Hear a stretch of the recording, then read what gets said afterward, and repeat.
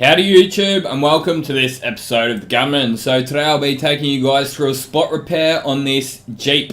I think it's just a Jeep. I just saw a Jeep badge on the back of it, so I don't know exactly what model it is. Someone may be able to fill us in the comment section, but for now we'll just focus on the repair. The color name is Echo Screen and the color code is JGX. How do I know that? Because I have a Standox spectrophotometer. Later on in the video we'll go through the color matching stage. We're going to be doing a bit of a repair here, so it's just been in a bit of a bumper scuff type thing here. We'll do the repair, primer, and I've decided to break this video up into two, and in the second video we'll be doing the prep work and paint work and polishing as well. So yeah, we'll get straight into it. So first up, you saw me there with the heat gun. Now there was, during the impact of the damage, the bumper's obviously been stretched inwards and it's hit the reinforcement behind it, and that's actually pushed a high spot into the bumper bar. So we've got to try and do our best to reverse that damage, just heat it up, push it back into a low spot. I'd rather it be a little bit of a low spot. I can then fix it up with a little bit of filler, and then we'll yeah, fill it up, sand it out, put some primer on it, and continue on. So obviously first up, you've got to identify your damage, decide exactly how you're going to go about it. You know, I'm sure there's going to be people in the comment sections telling me, oh, why didn't you just take the bumper bar off? I would have had it done in half the time. At the end of the day, if you think you can do that, well, that's, you know, all power to you. I'm not here to tell you how to do your job. I'm just showing you how I do my job. I know there's lots of people out there that do spot repairs, and I'm doing these videos on requests from people that love my spot repair videos. I actually love doing spot repairs too, like this. It's I don't know, it's a bit of fun for me. I enjoy it's not really that much of a challenge anymore, but yeah, when I was sort of like third, fourth year and early tradesman, it was a bit more of a challenge at what it was now, you know. So yeah, I've always enjoyed doing it, and it's a good skill to have, you know. It's all well and good to say I can paint a bumper bar, but if you can do it, you know, the entire procedure without pulling the bumper bar off, well then, you know, great. It's a good skill to have, I think. You know, you've always got other things to think about as well when you're doing these kind of repairs. You're like, well, the time it's going to take to remove and refit the bar, the extra paint you're going to have to use, the extra labour and all of that kind of thing. And especially when this job here, it was for a car yard. They want to keep their costs down. All they care about is that they can sell the car. You know, that's just how the world is. So obviously I started off, I pushed the high spots down. I then orbital sanded it with some 180 grit. That if there was any slight high spots, the 180 would have cut them down a little bit. It's also creating a mechanical adhesion for the body filler to stick to. And yeah, just take note of how I'm applying this body filler. Good old one skim Jim, mate. So I got this in one fill for the actual repair, which is pretty good. You know, it seems the boss sometimes just comes straight down with these things, and he's like, man, just do it yourself. It's going to be quicker and easier than giving it to a panel beater who's probably going to go and rip into it with like 80 grit, and sometimes they'll just put filler in, sand it out, sand too much out, put more in, sand it out, and just end up chasing their tail. But yeah, I probably should do some classes for those guys if they were interested in it. But yeah, it's all good. I've found also to dry a body filler heat gun, you know, it only takes like 2 to 3 minutes. Get it nice and hot with the heat gun. I sometimes actually go heat gun over heat lights for your body filler, just because it speeds it up, because you're actually physically blowing air onto that panel. Yeah, if I'm ever really in a hurry and I was just going to be waiting around, I'll just get that heat gun onto it. And yeah, just as you see here, I've just got the air blower, and I'm just blowing some cool air over the top of it, and that just sort of snaps the 2-pack fillers. And same thing with paintwork and primer. If you're ever like in a real hurry, sometimes they'll bring a door handle down and they're like, man, this car's got to go, and someone forgot to, I don't know, quote for this door handle or something. The best way to actually dry that paint quickly is to go hot, cold, and it'll just sort of snap it. So same thing applies with most of your 2-pack products. Anyway, we got that filler dry within a matter of a few minutes, and yeah, got the orbital sander with some 180 grit. I'm actually still using the interface pad, so it's yeah, I don't know, just to cut the fat off, I guess, you know, take the most of the top off of it, blend those edges in, and then I've got this little hand block that I've got. I love this little block, it's very handy, and as you can see on the back side of it, it's got like a convex edge.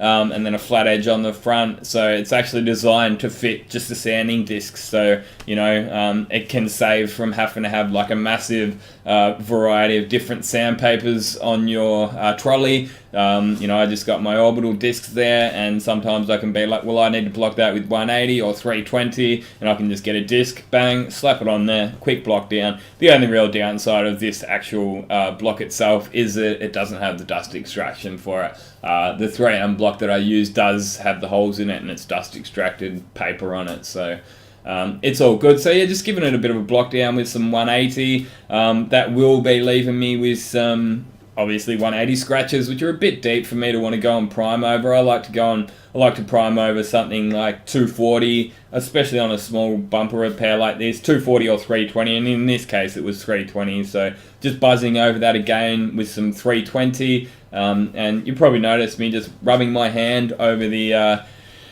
panel just to make sure it's not high or low. You know, if it was, I would either, if it was too low, I would just put a little bit more filler in there. If it was too high, just continue blocking.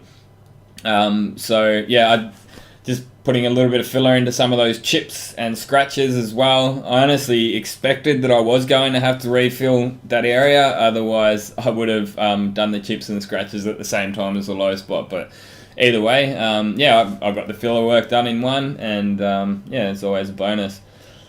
So yeah, just keep it nice and neat. If you go and put too much filler in, this section here, that the section that's above the large repair, was actually a slight low spot there, so I did have to fill that low spot up and give that this one here that you see me putting the hot air gun onto.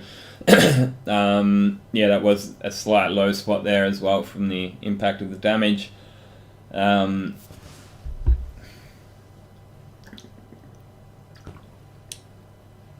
So yeah, once I've got them blocked out and Orbital sanded back down, I'm just using a 500 grit sanding pad just to yeah, sand the surrounding areas to ensure that my 2-pack primer is going to stick. If this is in the middle of summer, I'd probably have used UV primer on this, but we don't actually have the really expensive UV primer lights, which I would like to get, but yeah, they range from like $3.5 to up to 10 grand depending on the exact kind of kit that you get. And the boss is just gonna say, no, put the heat lights on it, you know, just use a bit of 2-pack. Doesn't actually take that much longer using a bit of 2-pack. And as it turned out on this job, there shouldn't really be any downtime on a job like this. Like, even if they bring it in and you have to do your repairs and primer and all of that stuff, you shouldn't have too much downtime, because you've got to mix your color up, and I usually get my primer on, get my repair done, get my primer on,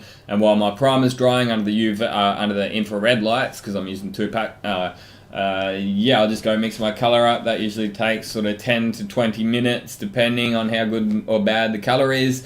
By the time your colors match, usually you're right to start sanding, and that's exactly what happened in this instance.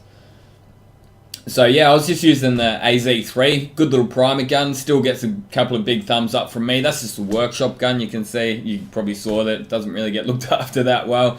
I always like to keep even all my primer guns looked after quite nicely. But yeah, it just turned out that the other guy was doing a bit of primer work, said, hey, don't worry about cleaning the gun out, I'll use it. And yeah, it's got the infrared drying lights on it. These are the iWater ones that I got. They're killer little things, and using my infrared thermometer just to check my panel temperatures, make sure I'm not getting them too hot, also make sure it is getting hot enough. And as I mentioned before, while the primer's drying, I'm just doing my color matching stage. So I polish up a section. I've got this little mini polisher that I made out of a drill, just a cheap drill from Bunnings Warehouse, $50 one, just got a little polishing pad on it. It does the job perfectly. For the sake of color matching, I wouldn't go and use it to do denibbing. It just doesn't cut the must, and it gets swirl marks and all that. So, as you see there, just checking that panel temperature. It's about 33. That's pretty safe.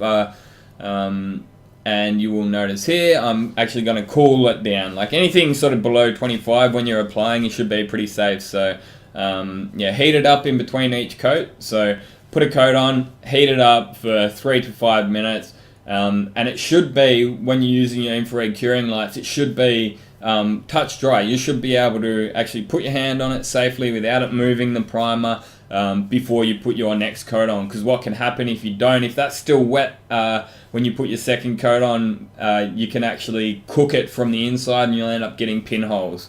Or bubbling up or blistering, and yeah, big problems. And then you'll have to take all that primer off and re-prime the whole thing, and you're back to square one. You would have been better off just priming it up, put a few coats on and leaving it overnight, possibly, you know. But yeah, it's one of those things that the infrared curing gun that I've got, the infrared thermometer, sorry, that I've got is, yeah, handy to have. And you don't want to get them much hotter than 80 degrees. You can, but when the primer is still wet, you just want to slowly. Obviously, when it's starting to go off, you can get it a bit hotter, but at the start, you just want to hold those lights back a bit, basically. Some infrared lights do actually have a flash stage, so they'll like intermittently turn on and off just to help flash it off, and then they have like a full bake stage. But those lights that you saw me use there, they're just a small little bank, and yeah, just change it with distance is pretty common sense, really. So I've obviously gone and mixed up my colour. I used a spectrophotometer, take a few photos of that, and then plugged that up to my computer, searched for Chrysler. I just typed in Chrysler as the manufacturer, and then it found the correct colour for me. I do actually have a video that goes a bit more into depth on using the spectrophotometer, and also like a proper Standox review in itself. And I'm a big fan of the Standox paint. Like, some people don't like it, some of the colours aren't 100% off the mix, but 9 times out of 10 I've found it's just a little adjustment, and in this case here it just needed one tint and I was there. Because you can see here it's like a bit bluey green. It sort of really needed that sort of like copper yellow yellow redness to it. So I just got a bit of yellow pearl. That was in the mix. Copper toner wasn't in the mix, but I knew that that's what it needed. And it's one of those things, like, you can look at me doing this, doesn't mean you're going to be able to do that. You know, like, colour matching is something that does take years to master, and part of it's just learning the tinters and what they're going to do to different colours, you know. I have found that Glazeret and Standox, you know, all the top line paints, you know, Speed's Hecker, all of that, they've all got, their tinters are exactly the same. They've just got different names to them, you know. So if, like, I came from using Glazeret for 12 years when I was in Melbourne to this shop, I'd never used Standox. I had a look at their system and I'm like, this is exactly the same as that one in Glazeret. So it really didn't take long. It was just a matter of learning the numbers on the tinters and, yeah, sort of hit the ground running. That's another strong point of solvent. You can do a little bit of stick matching. I personally do always spray them out, but when you're putting a bit of tint in, you can put it in, have a look. Your original paint from your first spray out will be in the gun. You'll tip that over the stick and you can say, no, I reckon that needs a little bit more. It didn't quite go far enough, or maybe it's gone too far, and you need to counteract it with a bit of a different colour. But yeah, I just mixed up 100 mils of colour for this job too, so yeah, it's all I'm gonna need for that. And yeah, like, considering I mixed up such a small amount, it's pretty accurate. No, it's not that bad.